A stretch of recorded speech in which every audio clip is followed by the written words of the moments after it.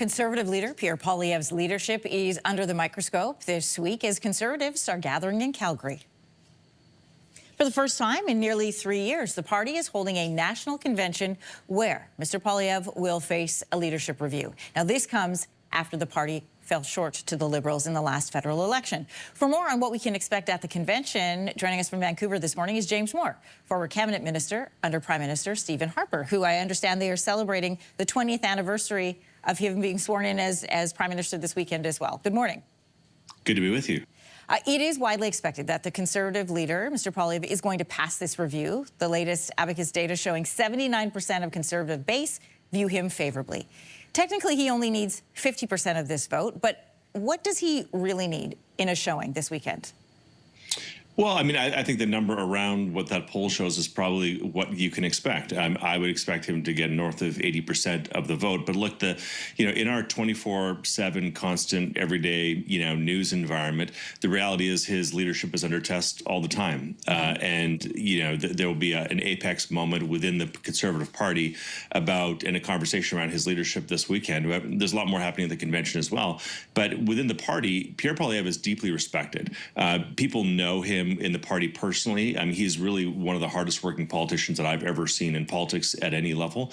He crisscrosses the country. He is doing constant events. I had dinner with him out in Vancouver just before Christmas, and we met for about an hour.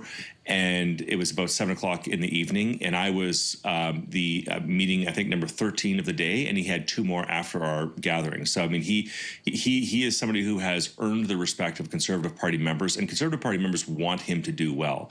They're enthusiastic about the way in which he presents the party, the success that he's had in terms of fundraising. I think, the last 2 quarters of the party fundraising are the 2 most successful quarters of any political party in Canadian history. And in terms of raw vote totals in the last election campaign, he did better than any party leader has done since 1988. Of course, the seat count wasn't what it was. The expectation that the party would win the election wasn't what it was. But Conservative Party members are still enthusiastic about him personally, and they respect the work that he's put into the job. Okay, but at the end of the day, the role of the leader of a party is to win a federal election, and he didn't do that. In fact, you and I were sitting side by side on election night when that didn't happen. You wrote something I thought was interesting. You said the credibility of the party, in short, is somebody who wants to solve problems and advance public policy and not just vent anger at the Liberal status quo. There were a lot of discussions after his loss about lessons that needed to be learned. So maybe you can set up for us, why does he seem to do so well with Conservatives? Why does he seem to be able to get these big numbers, raise the fundraising dollars that are needed, but not win the hearts and minds of Canadians enough to give him government?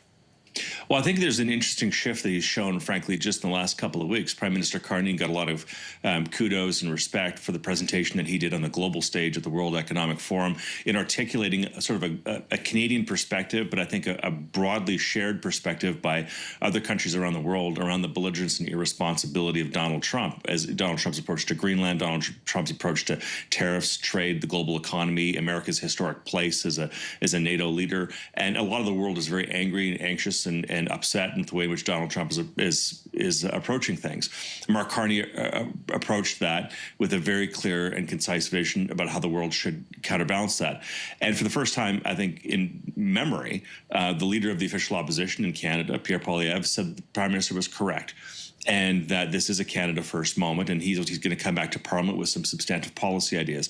That's a real shift in perspective and footing for an official opposition leader to understand that. And I think that, a lot of Canadians, they want the country to get it right, and they're looking for people who are going to be putting forward substantive policy ideas that impact their lives, and people who take an adult response and perspective with regard to President Trump. And I think Pierre Poilievre has shown that. So I think he's going to go into this convention in Calgary on the weekend. He'll come out of it, I think, with a strong base of support amongst the most ardent Conservative Party supporters. And then he'll turn to everyday Canadians and say, it has been 4 mandates and 2 different leaders and over a decade of Liberals in government.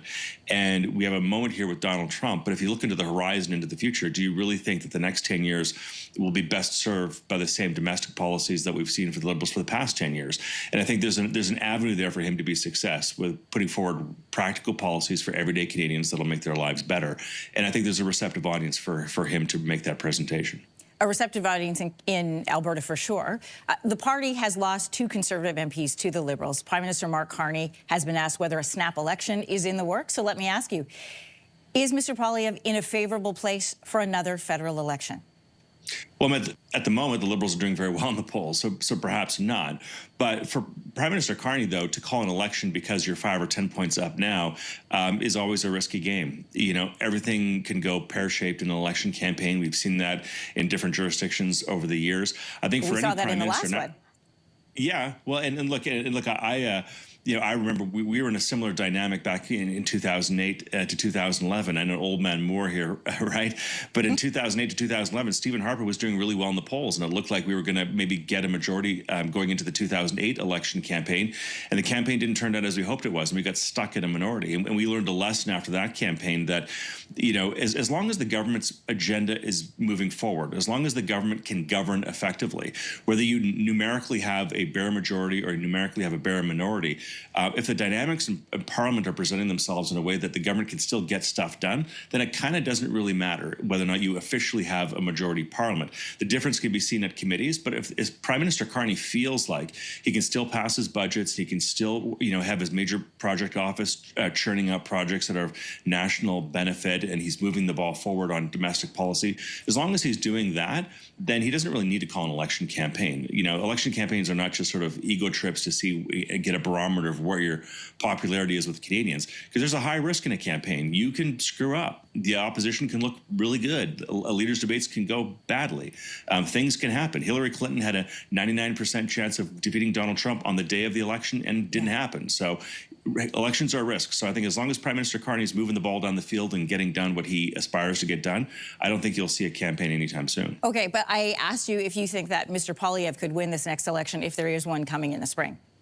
Yeah, I think he can. I think, you know, it doesn't look great for him right now, but I think, as I said, he's one of the best communicators in politics, one of the hardest working people I know.